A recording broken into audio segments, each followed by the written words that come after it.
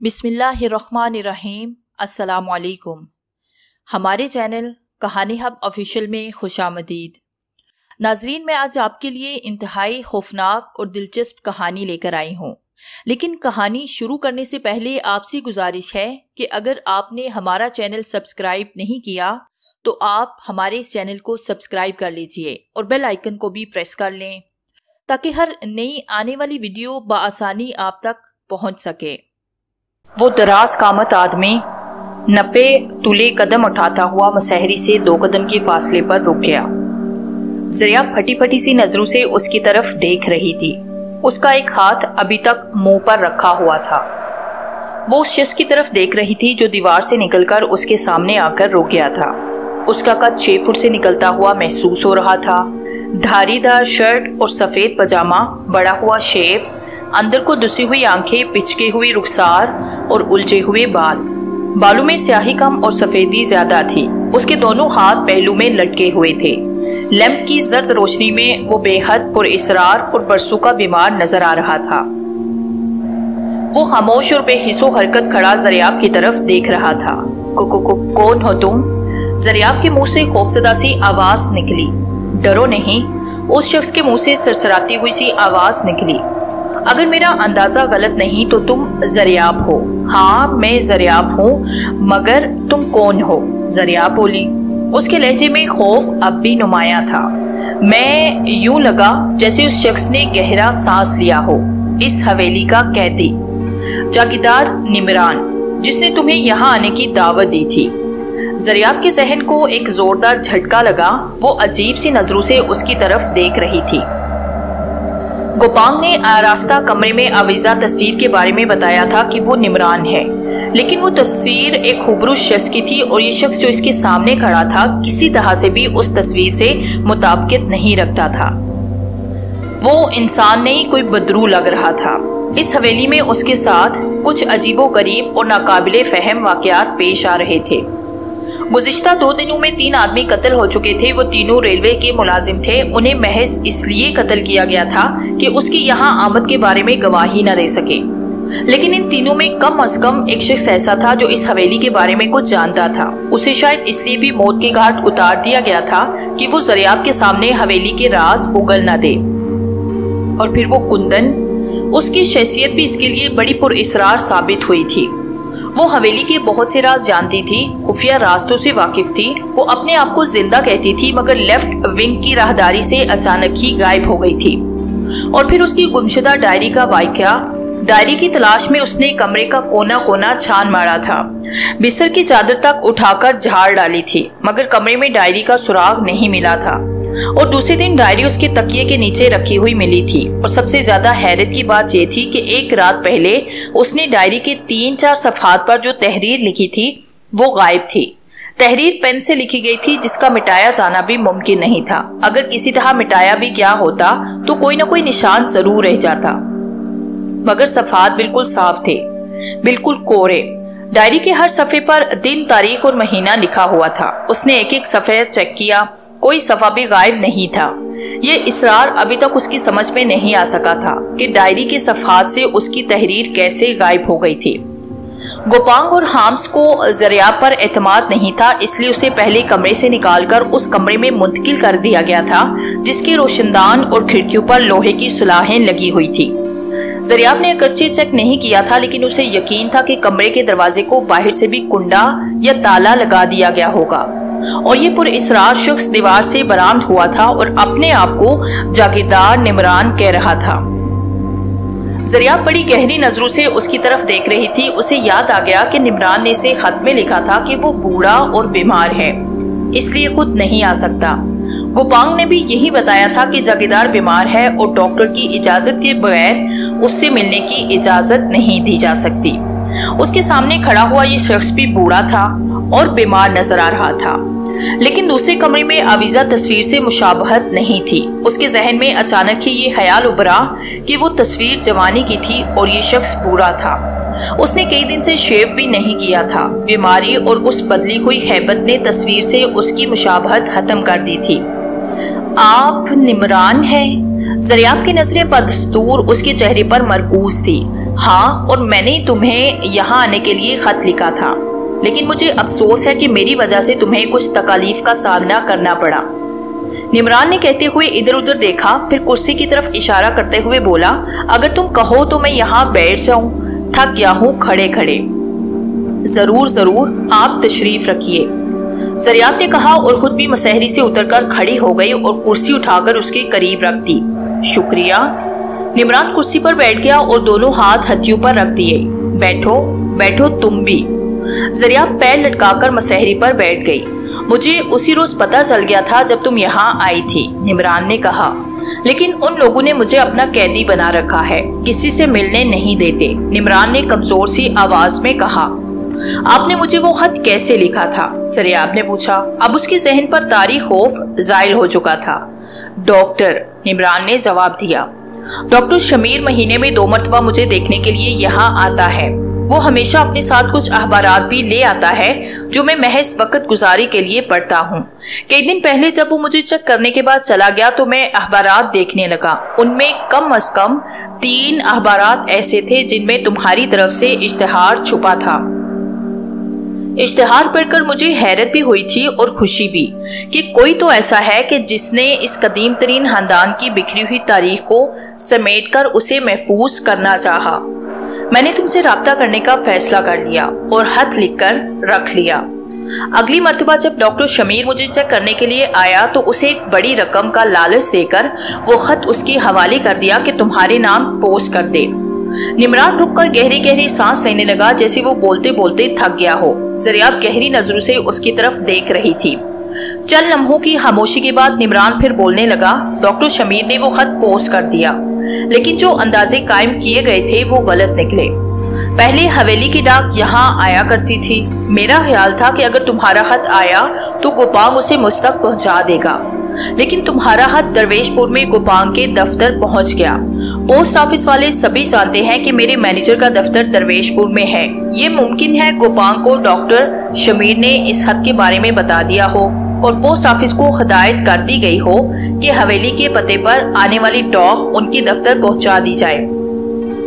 वैसे भी मुझे यकीन है कि अगर वो खत हवेली तक आ भी जाता तो मुझ तक ना पहुंचाया जाता। वो एक बार फिर खामोश हो गया। उसके चेहरे पर थकन के आसार नुमाया तौर पर नजर आ रहे थे। आपको कैसे पता चला कि मैं यहाँ आ गई हूँ? ज़रियाब ने पूछा। जिस रात तुम यहाँ पहुंची थी उससे अगली सुबह गोपांग ने बताया था। वो मुझसे पूछ रहा था कि तुम कौन हो और मैंने तुम्हें क्यों बुलाया। निमरान ने जवाब दिया, मैंने उन्हें पुराने अखबारात में तुम्हारे इश्तिहार दिखाए थे, मगर उन्हें मेरी बात का यकीन नहीं आया। वो समझ रहे हैं कि मामला कुछ और है। और क्या मामला हो सकता है? ज़रियाब ने सवालिया निगाहों से उसकी तरफ देखा। जागीर का मामला है, निमरान ने जवाब दिया। लंबा किस्सा है, फिर बताऊंगा। तुम अपने बारे में कुछ बताओ, कौन हो, किसकी औलाद हो और इस खानदान की तारीख लिखने का ख्याल तुम्हारे जहन में कैसे आया? मेरा बाप एक नामवर ताजर था। एक हादसे में उसका इंतकाल हो गया, ज़रियाब ने बताया। उसका नाम? वो कहाँ से आया था? निमरान ने पूछा। मेरे वालिद का नाम शजरा सुंदस था। मैं इसी शहर में पैदा हुई थी, लेकिन सुना है कि मेरे दादा प्रिंग आबाद से आकर इस शहर में आबाद हुए थे। उस वक्त मेरे वालिद बहुत कम उम्र थे। वो इसी शहर में पले बढ़े और आला तालीम हासिल की। अपने वालिद के इंतकाल के बाद उन्होंने कारोबार संभाल लिया। दयानतदार और मेहनती आदमी थे। कारोबार तरक्की करता गया। एक दिन घर पर हमें इत्ला मिली कि उनका एक्सीडेंट हो गया है। जब हम हॉस्पिटल पहुंचे तो वो जाबहक हो चुके थे। परिंगाबाद? निमरान बड़बड़ाया। तुम्हारे दादा का क्या नाम था? रोशन जमीर, ज़रियाब ने जवाब दिया। सुना है कि वो किसी बात पर अपने वालिद से नाराज होकर वहां से निकले थे और फिर वापस नहीं गए। तुमने कभी जेदार बख्त का नाम सुना है? निमरान ने उसके चेहरे पर नजरें जमाते हुए पूछा। नहीं। वो कौन है? ज़रियाब ने पूछा। मेरे दादा का नाम था। प्रिंग आबाद से उनका भी कुछ ताल्लुक रहा है, निमरान ने जवाब दिया। फिर बोला, तुम्हारे वालिद शजरा ने तुम्हें अपने बुजुर्गों के बारे में कभी कुछ बताया नहीं था? इत्तेफाक से कभी जिक्र होता तो किसी के बारे में कुछ बता देते, लेकिन उनकी बातों से मैंने अक्सर ये अंदाजा लगाया था कि वो अपने बुजुर्गों से कुछ नाराज है शायद, इसलिए बहुत कम जिक्र किया करते थे, ज़रियाब ने जवाब दिया। तुम्हारा कोई भाई या बहन? निमरान ने पूछा। मैं अपने वालिदैन की इकलौती औलाद हूँ। मेरे वालिद भी अपने वालिदैन के इकलौते ही थे, इसलिए कोई कजन वगैरह भी नहीं है, ज़रियाब ने कहा। इस खानदान की तारीख लिखने का ख्याल तुम्हारे जहन में कैसे आया? निमरान ने पूछा।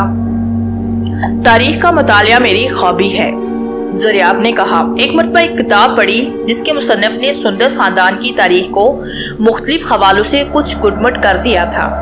उसी वक्त मेरे जहन में ये ख्याल आया कि मैं इस खानदान के बारे में हकायक जमा करके उन्हें किताबी सूरत में मुरत्तिब करूं। अखबारों में इश्तहारात के जवाब में बहुत से लोगों ने मुझे खतूत लिखे थे। मेरे लिए सबसे ज्यादा अहम बात आपका था, जिसमें आपने कुछ दस्तावेजात का हवाला दिया था, इसलिए सबसे पहले मैंने आपसे राब्ता करने का फैसला किया। लेकिन यहाँ आते ही अजीबोगरीब हालात का शिकार हो गई। इस हवेली के इसरार मेरी समझ में नहीं आ सके। जिस रात मैं यहाँ आई थी उसी रात 3 आदमी कत्ल हो गए। उन तीनों का ताल्लुक रेलवे स्टेशन से था। उनमें से शुगर नाम के एक शख्स के बारे में पता चला कि उसका बाप इस हवेली का खिदमत गुजार था। शुगन? निमरान के मुंह से बेइख्तियार निकला। अजीबो गरीब हैबत वाला वो लड़का, क्या वो जिंदा है? उसे हवेली में कत्ल किया गया है और उसकी लाश अब भी किसी कमरे में पड़ी सड़ रही है, ज़रियाब ने कहा। मुझे उसकी मौत का बेहद अफसोस है, निमरान ने गहरा सांस लेते हुए जवाब दिया। उसके बाप और दादा ने इस हवेली की बड़ी खिदमत की है। वो चंद लम्हों को खामोश हुआ, फिर बोला, तुम्हें ये सारी बातें कैसे मालूम हुई? किसी न किसी तरह पता चल गई, ज़रियाब ने जवाब दिया। मेरे साथ इस हवेली में अजीबोगरीब वाक़यात पेश आ रहे हैं। जब मैं यहाँ आई तो अपने वालिद के कागजात में से कुछ तस्वीरें भी लेकर आई थी। वो सुंदस खानदान के बाज़ बुजुर्गों की तस्वीरें थी। मेरा ख्याल था कि वो तस्वीरें दिखाकर आपसे उनके बारे में मालूमात हासिल करने की कोशिश करूंगी, लेकिन तस्वीरों वाला वो लिफाफा पहली ही रात मेरे सूटकेस में से चोरी हो गया। चोरी हो गया? निमरान ने हैरत से उसकी तरफ देखा। जी हाँ, ज़रियाब ने असबात में सर हिलाया। मैंने हाम से इस सिलसिले में बाज़ बर्स की थी, लेकिन उसने इल्जाम तस्लीम करने से इनकार कर दिया। वो तस्वीरें कैसी थी? निमरान ने पूछा। उनमें कम अज कम एक तस्वीर ऐसी थी जिसकी एक नकल बड़े साइज में इस हवेली के एक कमरे में आवीजा है, ज़रियाब ने बताया। क्या? निमरान चौंक गया। वो तस्वीर कहाँ देखी है तुमने? लेफ्ट विंग के सामने ब्लॉक के एक कमरे में, ज़रियाब ने बताया। निमरान ने गहरा सांस लिया और बोला, वो मेरे दादा जेदार बख्त की तस्वीर है। लेकिन क्या तुम्हें यकीन है कि तुम्हारे पास उसी के साथ की तस्वीर थी? 100%, ज़रियाब ने कहा। लेकिन क्या मेरे वालिद का इस हवेली से कोई ताल्लुक हो सकता है? क्या मतलब? मैं समझा नहीं। निमरान ने उसे घूरा। उस तस्वीर में मेरे वालिद की मुशाबहत है, ज़रियाब ने जवाब दिया। वो आंखें, थोड़ी पर एक छोटा सा तिल, ये तिल मैंने उसी हवेली में आवीजा एक और तस्वीर की थोड़ी पर भी देखा है। मेरे वालिद ने कभी इस जागीर या हवेली का जिक्र नहीं किया। जेदार बख्त का नाम भी पहली मर्तबा आपके मुंह से सुना है, लेकिन अपने वालिद से उसकी मुशाबहत मेरे लिए हैरत अंगेज है। शायद इसमें हैरत की कोई बात नहीं, निमरान ने कहा। कोई ताल्लुक ना होते हुए भी बास चेहरों पर मुशाबहत आ जाती है। उन लोगों ने आपको क्यों कैद कर रखा है? ज़रियाब ने पूछा। दुनिया में 3 चीजें फसाद का बायस बनती हैं, निमरान ने जवाब दिया। दुनिया का पहला कत्ल एक औरत के लिए हुआ था। फिर जब दुनिया की आबादी बढ़ती गई तो इंसान के दिल में ज़र और ज़मीन की हवस भी बढ़ने लगी। आज यही तीनों चीजें कत्लो गारत और फसाद का बायस हैं। यहाँ भी कुछ ऐसा ही मामला है। इस जागीरदार का मैं वाहिद मालिक हूँ। एक बेटी थी जो मर चुकी, उसकी आवाज गुलोगीर हो गई। इसके अलावा कोई औलाद नहीं। जागीर का मैनेजर रखेल शाह बदनीयत आदमी साबित हुआ।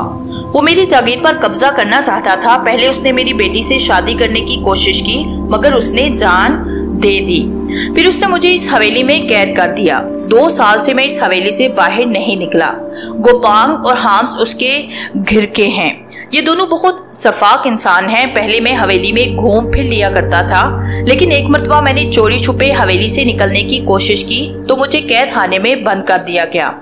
कभी कभार ताज़ा हवा के लिए मुझे बाहर निकाला जाता है। मैं काफ़ी अरसे से बीमार हूँ। एक नर्स उन्होंने मेरी देखभाल के लिए रखी है। महीने में 2 मरतबा डॉक्टर भी आता है, वो भी उन्हीं के वफादार हैं। उस दिन डॉक्टर ने न जाने क्या सोचकर तुम्हारे नाम मेरा वो खत पोस्ट कर दिया था। क्या ये लोग आपको कत्ल करना चाहते हैं? ज़रियाब ने पूछा। हाँ, लेकिन इस वक्त तक नहीं जब तक रखेल शाह मुझसे कागजात पर दस्तखत नहीं करवा लेता, निमरान ने कहा और चंद लम्हों की खामोशी के बाद बोला, रखेल शाह इस जागीर को दोबारा आबाद करने के लिए हुकूमत से कर्जा हासिल करना चाहता है ताकि जंगलात साफ करके मीलों तक फैली हुई जमीन को दोबारा काश्त के काबिल बनाया जा सके। आजकल जदीद तरीन मशीनें आ चुकी हैं, लेकिन मीलों दूर तक फैले हुए जंगलात को साफ करने के लिए करोड़ों रुपए दरकार हैं, जो रखेल शाह हुकूमत से कर्जे के तौर पर हासिल करना चाहता है। उसके लिए कागजात पर मेरे दस्तखत जरूरी हैं। कर्जा भी मेरे ही नाम से जारी होगा। रखेल शाह मुझे उस वक्त तक जिंदा रखेगा जब तक तमाम मराहिल तय नहीं हो जाते। उसके बाद वो मुझे जिंदगी की एक सांस लेने की मोहलत भी नहीं देगा। मैंने इसलिए तुमसे राब्ता करना चाहा कि शायद तुम्हारे तवस्सुत से उसकी साजिश को नाकाम बना सकूं, लेकिन तुम खुद जहां कैद होकर रह गई हो। मुझे डर है कि ये लोग तुम्हें भी खत्म ना कर दे। और वो दस्तावेजात? ज़रियाब ने सवालिया निगाहों से उसकी तरफ देखा। वो मेरे पास महफूज है, इमरान ने जवाब दिया। वो दस्तावेजात मेरे लिए और रखेल शाह के लिए बड़ी अहम हैं। मेरे लिए इस तरह कि मैं तुम्हारी रिसर्च से अपने किसी वारिस का सुराग लगा सकता हूँ, और वो दस्तावेजात रखेल शाह के लिए इस तरह अहमियत रखती हैं कि वो उन्हें जाया करके सब कुछ खत्म कर देगा। मैंने सुना है कि इस किस्म की कदीम हवेलियों में ऐसे खुफिया रास्ते भी होते हैं जिनके जरिए बाहर निकला जा सके। इस हवेली के नीचे कुछ सुरंगें मैंने भी देखी हैं, लेकिन वो भूल भुलैयों की तरह अंदर ही अंदर घूमती हैं, ज़रियाब ने कहा। मुझे एक बार फिर हैरत हो रही है, इमरान ने कहा। तुम्हें हवेली में आए हुए सिर्फ 2 दिन हुए और पाबंदियों के बावजूद तुमने इतनी सारी बातें कैसे मालूम कर ली? इस हवेली के अंदर एक ऐसी हस्ती भी है जो मेरी मदद कर रही है, ज़रियाब ने मुस्कुराते हुए जवाब दिया। मेरी समझ में नहीं आता कि उसे जिंदा इंसानों में शुमार करूं या कोई रूह समझूं, जबकि वो खुद अपने आप को जिंदा बावर कराने पर मिस्र है। कौन है वो? निमरान ने सवालिया निगाहों से उसकी तरफ देखा। पहली रात मैंने इस कमरे में एक पेंटिंग देखी थी। दूर दूर तक फैली हुई फसलें, पसे मंजर में हवेली और खेतों की पगडंडी पर बहती हुई एक खूबसूरत औरत। फिर एक जेरे जमीन कमरे में उसी हसीन औरत का पोर्ट्रेट देखा और मैं उसके बारे में सोच ही रही थी कि वो सफेद लिबास पहने मुजस्सम सूरत में मेरे सामने आ गई। ज़रियाब एक लम्हे को खामोश हुई। उसने निमरान की तरफ तवज्जो नहीं दी। हालांकि वो निमरान की तरफ देखती तो उसके चेहरे के तगय्युरात देखकर परेशान हो जाती। वो बात जारी रखते हुए कह रही थी, वो अपने आप को जिंदा कहलाने पर मिस्र है, लेकिन मैं उसे कोई नेक दिल रूह समझती हो। उसने मुझे हवेली के नीचे बिछे हुए खुफिया रास्तों की सैर करवाई थी। वो बेचारी भी आपकी तलाश में हवेली में भटक रही है। कुंदन नाम है उसका। कुंदन? निमरान के मुंह से गहरा सांस निकला। उसके चेहरे की रंगत एक बार फिर मुतगय्यर सी हो गई। आंखों की वीरानी कुछ और बढ़ गई थी। आप कुछ परेशान हो रहे हैं। ज़रियाब उसकी हालत देखकर चौंक गई। कुंदन जिंदा नहीं हो सकती। निमरान के मुंह से मुर्दा सी आवाज निकली। क्या मतलब? मैं समझी नहीं। ज़रियाब बोली। कुंदन मेरी बेटी थी, निमरान ने कमजोर सी आवाज में जवाब दिया। 10 साल पहले उसका इंतकाल हो गया था। 20-21 साल उम्र थी उसकी। बहुत हसीन थी। मेरा मैनेजर रखेल शाह उससे शादी करना चाहता था, मगर कुंदन ने साफ इनकार कर दिया। वो उस बदमाश की साजिशों से वाकिफ हो चुकी थी और जानती थी कि रखेल शाह ये शादी महज जागीर पर कब्जा करने के लिए करना चाहता है। एक रात वो कहते कहते रुक गया। पुरानी बातें याद करके उसके चेहरे पर मुर्दनी सी छा गई थी। एक रात वो कह रहा था, उस बदमाश ने कुंदन के साथ दस्तदराजी की कोशिश की। कुंदन कमरे से निकलकर बदहासी में दौड़ती हुई उस सीढ़ी पर चढ़ गई जो रास्ता हवेली की फसील तक चला गया था। रखेल शाह भी उसके पीछे फसील पर पहुंच गया। कुंदन ने अपनी इज्जत बचाने के लिए फसील के बाहर जंगल की तरफ छलांग लगाकर अपनी जान दे दी। सुबह उसकी लाश तलाश करने की कोशिश की गई। एक जगह खून के धब्बे तो मिले, लेकिन उसकी लाश नहीं मिली। शायद बेड़िए वगैरह घसीटकर किसी बट में ले गए होंगे। मुझे काफी अफसोस है, मैंने आपकी जख्मों को छेड़ दिया, ज़रियाब ने कहा। वो यकीनन कुंदन की रूह है, निमरान ने कहा। मुझसे बड़ी मोहब्बत थी उसे, बेचारी अब भी मेरी तलाश में भटक रही है। ज़रियाब अंदर ही अंदर काम कर रह गई। कुंदन को मरे हुए 10 साल हो चुके थे और वो उसकी रूह के साथ हवेली की जेरे जमीन सुरंगों में घूमती रही थी। क्या इस बात का इम्कान है कि वो फसील से छलांग लगाने के बाद जिंदा बच गई हो और रकेल शाह से बचने के लिए कहीं रोपोश हो गई हो? बिलाहिर ज़रियाब ने पूछा। नामुमकिन। निमरान ने नफी में सर हिलाया। जिस फसील से उसने छलांग लगाई थी उसके पिछली तरफ 50-60 फुट की गहराई है और ऊंचे दरख्त है। इतनी बुलंदी से गिरकर किसी का जिंदा बचना मुमकिन नहीं। अगर इतनी बुलंदी से गिरने के बाद कोई मरने से बच भी जाए तो उसकी कोई हड्डी सलामत नहीं रह सकती। ये बावर कर लिया गया था कि फसील के बाहर गिरने से वो खत्म हो गई थी और उसकी लाश होनहार भेड़िए या कोई और जंगली जानवर घसीटकर कहीं ले गए थे। रकेल शाह और उसके आदमी को भी उस वक्त ये शुबा हुआ था और जंगल में दूर दूर तक तलाश करने की कोशिश की गई थी, मगर उसका कोई सुराग नहीं मिला था। और वो खुफिया रास्ते? ज़रियाब ने सवालिया निगाहों से उसकी तरफ देखा। इस हवेली से निकलने के 3 खुफिया रास्ते हैं, निमरान ने कहा। एक किचन के पिछली तरफ वाक़े कमरे में, दूसरे रास्ते की सुरंग अंदर से मस्मार हो चुकी है, इस तरह वो रास्ता बंद हो चुका है, और तीसरा रास्ता रकेल शाह ने बंद कर दिया है। दरअसल उसे इसी एक रास्ते का इल्म था जिसे उसने इस खौफ से बंद करवा दिया कि मैं फरार न हो सकूं। किचन वाले रास्ते और मस्मार शुदा सुरंग वाले रास्ते का उसे इल्म नहीं है। किचन के साथ कमरे में उस शख्स का बसेरा है जिसे तुम इस हवेली का आसेब कह सकती हो। उसका नाम हाम्स है। वो बड़ा ही पुरइसरार किस्म का शख्स है। शायद उसके पास कोई ऐसी ताकत है जो उसकी रहनुमाई करती है, कोई बहुत ही खास हिस्स कह लो जो उसे हर बात से खबरदार रखती है। उसे फौरन ही पता चल जाता है कि कौन कहाँ है। ये बात तो मैंने भी महसूस की, ज़रियाब ने कहा। गोपांग ने मुझे हवेली के लेफ्ट विंग की तरफ जाने से मना किया था, लेकिन मैंने जब भी चोरी छुपे उस तरफ जाने की कोशिश की, हाम्स ने मेरा रास्ता रोक लिया। लेफ्ट विंग में क्या है? हवेली से निकलने का वही खुफिया रास्ता जिसे रकेल शाह ने बंद करवा रखा है, निमरान ने जवाब दिया। तुम्हें उस तरफ जाने से इसलिए मना कर दिया गया होगा कि कहीं तुम वो रास्ता तलाश न कर लो। ज़रियाब ने गर्दन हिला दी। इन 3 रास्तों के अलावा कोई चौथा रास्ता जो आपके इल्म में ना हो सकता है ऐसा कोई और रास्ता भी हो, इमरान ने जवाब दिया। जागीरदारी, रियासती और हुक्मरानी का निज़ाम दरअसल बहुत ही खतरनाक खेल है। तुम तारीख की तालिब इल्म हो, तुमने जरूर पढ़ा होगा कि जागीरदार या रियासत पर कब्जा करने के लिए बेटे ने बाप को कत्ल कर दिया या चचा ने सगे भतीजे को मौत के घाट उतार दिया। तारीख इस किस्म के खूनी वाकयात से भरी पड़ी है। जागीरदार, राजे, महाराजे और रियासतों के हुक्मरान जब भी अपनी रिहाइश के लिए कोई इमारत बनवाते हैं, वो ऐसे खुफिया रास्ते भी जरूर बनवाते थे जो किसी खतरे के वक्त उनकी जान बचा सके। उन खुफिया रास्तों को वो हमेशा राज में रखा करते थे और गालिबन मरते वक्त ही अपनी औलाद को उस राज से आगाह करते थे। ये बहुत बड़ी हवेली है, इस अमकान को नजरअंदाज नहीं किया जा सकता कि इसमें खुफिया आमदोरफ्त के बहुत से रास्ते होंगे। मुझे बहरहाल इन 3 रास्तों का इल्म है जिनके बारे में मैं तुम्हें बता चुका हूँ। मुमकिन है कोई ऐसा रास्ता भी हो जिसके बारे में मैं नहीं जानता। आपके ख्याल में ये लोग मुझे वापस जाने देंगे? ज़रियाब ने पूछा। नहीं, निमरान ने नफी में सर हिलाया। बकूल तुम्हारी आमद को राज में रखने के लिए ये लोग 3 आदमी को कत्ल कर चुके हैं। किसी चौथे आदमी का वजूद नहीं जिसने तुम्हें यहाँ आते देखा हो सकता है ये लोग तुम्हें कत्ल ना करें और तुम जिंदगी भर के लिए इस हवेली की कैदी बनकर रह जाओ। मेरी तरह बाहर की दुनिया को तुम्हारे बारे में कुछ पता न चल सके। यहाँ आने से पहले मैंने अपनी वालदा को बता दिया था वो मुझे तलाश करने की कोशिश जरूर करेंगी, ज़रियाब ने कहा। वो अगर पूरी फौज भी यहाँ ले आए तो इस हवेली में तुम्हें तलाश नहीं किया जा सकता, इमरान ने जवाब दिया।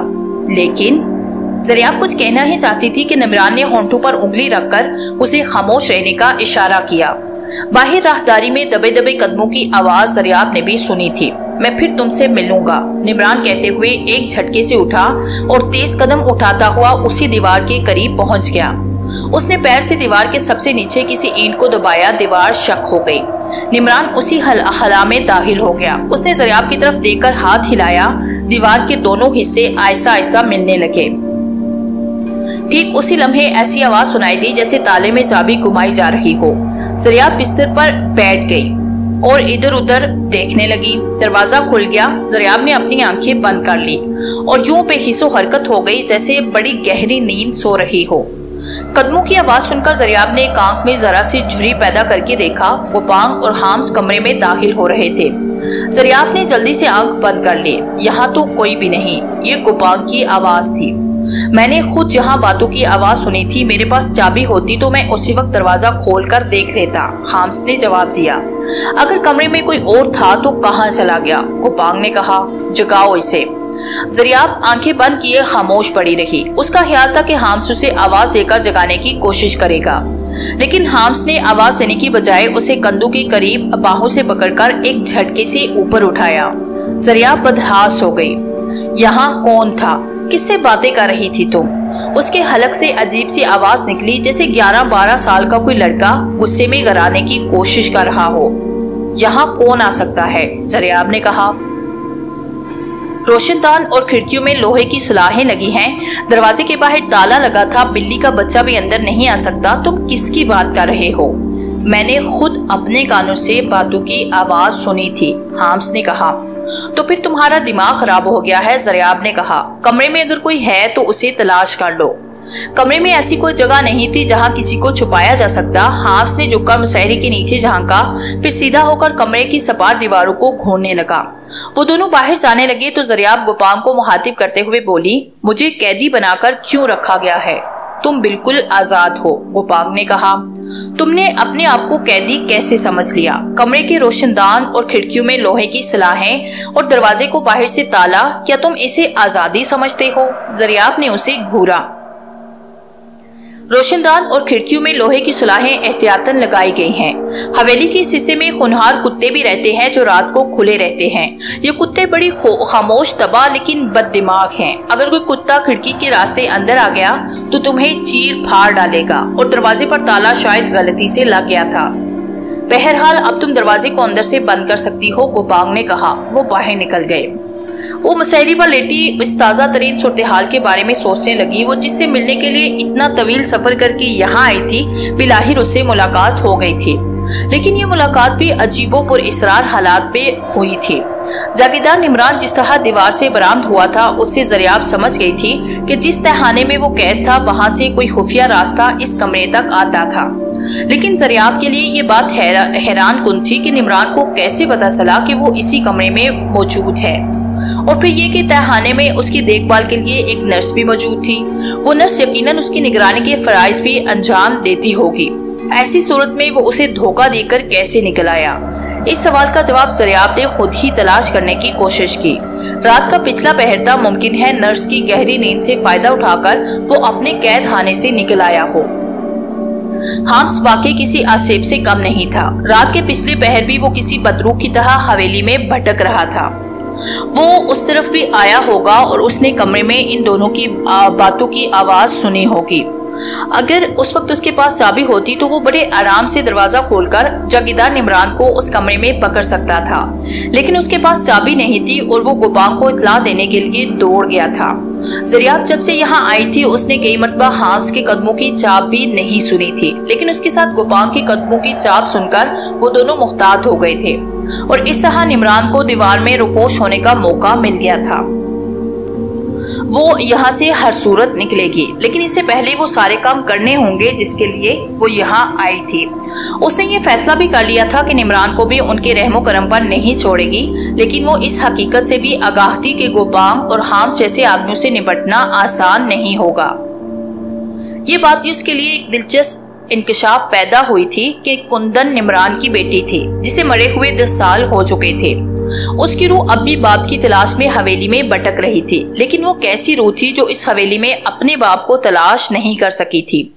रूहों के लिए तो रास्तों की कोई कैद नहीं होती, उसके लिए कोई दीवार कोई दरवाजा काट नहीं बनता, लेकिन वो अपने बाप तक पहुंचने का रास्ता तलाश कर रही थी। दफतन ज़रियाब के जहन में एक और ख्याल उभरा, क्या वाकई वो कुंदन की रूह थी या वो जिंदा थी? वो अपने आप को जिंदा इंसान साबित करने पर बजिद थी। ऐन मुमकिन है 10 साल पहले हवेली की फसील से छलांग लगाने के बाद वो मरी ना हो, महज जख्मी हुई हो और वहां से किसी ऐसी जगह जाकर छुप गई हो जहां से उसका सुराग ना लगाया जा सका हो और अकेल शाह और दूसरे ने उसे मुर्दा समझ लिया हो, यहाँ तक कि उसका बाप भी उसे मुर्दा समझ बैठा हो। वो 10 साल तक रूपोश रहने के बाद अपने बाप की तलाश में वापस आ गई। कुंदन ने बताया था कि बाद में उसे शुगन से हवेली की इत्तलाआत मिलती रहती थी। और जब उसे पता चला कि उसके बाप को हवेली में कैद कर दिया गया है और वो बीमार है, तो उसने हवेली में दाखिल होकर अपने बाप की तलाश शुरू कर दी। इसका मतलब ये भी था कि हवेली में आमदोरफ्त का एक चौथा रास्ता भी था जिससे कुंदन वाकिफ थी। वो उसी रास्ते से हवेली में दाखिल होती है और फिर पुरअसरार तौर पर गायब हो जाती है। वो हवेली में और भी बहुत सी खुफिया रास्तों से वाकिफ थी। गुज़िश्ता रोज वो लेफ्ट विंग की राहदारी से भी पुरअसरार तौर पर गायब हो गई थी। इसका मतलब था कि उस राहदारी की किसी दीवार में कोई खुफिया रास्ता मौजूद था। ज़रियाब जैसे जैसे सोचती जा रही थी, उसका जहन उलझता चला जा रहा था। खिड़कियों में अब बहुत मध्यम सा उजाला नजर आने लगा था। रात की तारीकी रुखसत हो रही थी। ज़रियाब तकरीबन रात भर जागती रही थी। सोचते सोचते उसका जहन भी बुरी तरह थक गया था। उसकी पलकें नींद के बोझ से झुकने लगी थी और बिलाखिर वो नींद की आगोश में पहुंच गई। नाश्ता करने के बाद ज़रियाब कमरे से बाहर आ गई। उसके घूमने फिरने पर अब भी कोई पाबंदी नहीं लगाई गई थी। वो इमारत से निकलकर खुले में आ गई। उसने सर उठाकर आसमान की तरफ देखा। गहरे बादल छाए हुए थे। वो हवेली की उस इमारत की तरफ चलने लगी जहां जेरे जमीन कमरे में कुंदन की तस्वीर आविज़ा थी और कुंदन से मुलाकात हुई थी। वो एक मुख्तसर सी इमारत के ऊपर घूम फिरकर दूसरी तरफ पहुंची ही थी कि ठटक कर रुक गई। उसे सीने में सांस रुकता हुआ महसूस होने लगा। उससे तकरीबन 30 गज के फासले पर हाम्स खड़ा था। उसने 2 कुत्तों की जंजीरें थाम रखी थी। ऐसे खूनहार कुत्ते ज़रियाब ने जिंदगी में पहली मर्तबा देखे थे। उनकी जुबानें बाहर लटकी हुई थी और वो बुरी तरह हाँप रहे थे। ज़रियाब को देखकर वो खौफनाक अंदाज में हाँपने लगे। वो उसकी तरफ बढ़ रहे थे और हाम्स जैसे द्योकामत शख्स को भी अपने साथ खींच रहे थे। अगर उनकी जंजीरें किसी और के हाथ में होती तो वो खूनहार कुत्ते यकीनन उसे अपने साथ घसीट ले जाते। हाम्स ने अजीब से लहजे में गराकर कुछ कहा और वो खूनहार कुत्ते उसकी आवाज सुनकर हैरत अंगेज तौर पर पुरसुकून हो गए। इस पर ज़रियाब को बड़ी हैरत हुई थी। ज़रियाब को तो इस पर भी हैरत थी कि हवेली में ये खूनहार कुत्ते कहाँ से आ गए थे। हालांकि वो जब से यहाँ आई थी हवेली में घूमती रही थी और उसने कभी किसी कुत्ते के भौंकने की आवाज तक नहीं सुनी थी। हाम्स ने अजीब सी नजरों से ज़रियाब की तरफ देखा, फिर कुत्तों से कुछ कहा जैसे कुत्ते उसके हुक्म के ताबे थे। वो सुख जुबानें लटकाए एक तरफ चलने लगे और हाम्स भी उनके पीछे खींचता चला गया। ज़रियाब कुछ देर वहां खड़ी रही, फिर एक तरफ चलने लगी। वो सारा दिन हवेली के मुख्तलिफ हिस्सों में घूमती रही मगर कुंदन का कोई नामो निशान तक ना मिला। वो अपने कमरे में वापस आ गई। रात के खाने के बाद उसने दरवाजा बंद करके अंदर से कुंडी लगाई और उस दीवार को घूरती रही जहां से गुज़िश्ता रात निमरान आया था। आधी रात के लगभग उसने उठकर लैंप की रोशनी में पूरी दीवार को बारीक बीनी से देखा, लेकिन उसे कहीं कोई मामूली सा रखना भी नजर न आया। वो दोबारा बिस्तर पर आकर लेट गई। 2-3 दिन और गुजर गए। इस दौरान ना तो कुंदन नजर आई और ना ही कमरे की दीवार शक हुई। कभी तो वो ये सोचने पर मजबूर हो जाती कि उस रात उसने कोई ख्वाब तो नहीं देखा था। वो हवेली में उसकी 8वीं शब थी। पहली मरतबा उसे मायूसी ने घेरा था। वो अजीब मुसीबत में फंस गई थी जिससे बज़ाहिर निजात का कोई रास्ता नजर नहीं आ रहा था। वो भी निमरान की तरह उस पुरअसरार हवेली की कैदी बनकर रह गई थी। यही सब कुछ सोचते हुए वो सो गई। सोते में उसे सांस घुटता हुआ महसूस हुआ। फिर दफातन यूं लगा जैसे कोई उसे गिरफ्त में लेने की कोशिश कर रहा हो। उसने गड़बड़ाकर आंखें खोली। 2 तारीक साए उस पर झुके हुए थे। ज़रियाब की आंखें दहशत से फैल गई। वो चीखना चाहती थी कि एक साए ने उसका मुंह दबा दिया। बाहर कहीं दौड़ते हुए कदमों और कुत्तों के भौंकने और गराने की आवाजें भी सुनाई दे रही थी। ज़रियाब अपने आप को इन सायों की गिरफ्त से छुड़ाने की कोशिश करने लगी। फिर दफतन उसकी कमपट्टी पर एक जोरदार हाथ पड़ा और उसका जहन तारीकी में डूबता चला गया।